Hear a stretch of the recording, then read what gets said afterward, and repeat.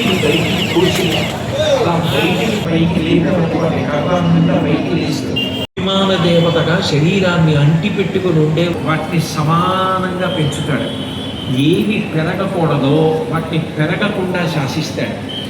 కొద్దిగా మాత్రమే పెరగవలసిన వాటిని కొద్దిగా మాత్రం రెండు భగవంతులు చేసి ఉపకారం అంటే సాధ్యం కాదు. అంటే అర్చకులు కూడా ముట్టుకోకుండా ఆయనకి అభిషేకించి పుట్టినప్పటి నుంచే మీ పుట్టడానికి ముందు మావాలి అంటే కోట్ల జన్మల పుణ్యం ఉంటే తప్ప సాధ్యం కాదు అంటారు. శ్రీకాళహస్తి క్షేత్రంలో నిద్ర చేయడం అంత గొప్ప. శ్రీకాళహస్తి కన్నా కరుణామూర్తి లోకంలో ఉంటాడా?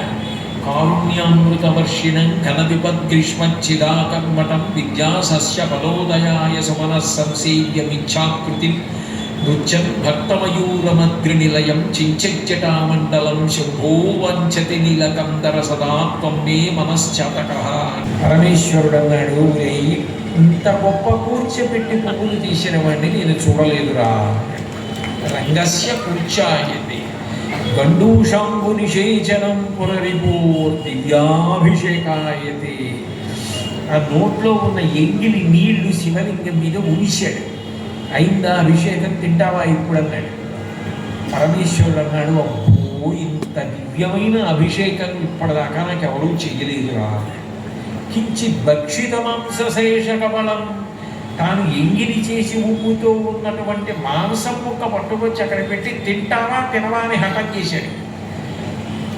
ఇంత హఠం చేస్తున్నాడు వీడు, నాలో శివుణ్ణి చూస్తున్నాడు, తినకపోతే వీడు తినడు, ప్రాణం వదిలేసేలా ఉన్నాడని పరమేశ్వరుడికి ఏం చేయాలో తెలియక ఎంగిలి మాంసం ముక్క తీసుకుని ఇంత గొప్ప నైవేద్యం నాకు ఇప్పటిదాకా ఎవరు పెట్టలేదురా అని తీశాడు. ఈ ఒక్క క్షేత్రంలో కొండ కింద పరమేశ్వరుడు ఉంటాడు, కొండ మీద కన్నప్ప ఉంటాడు.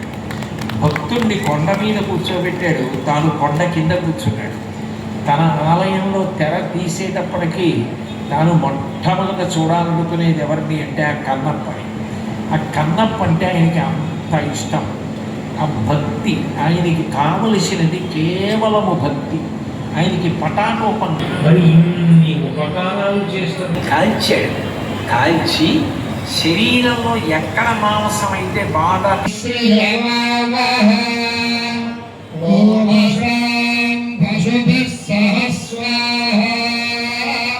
ఓం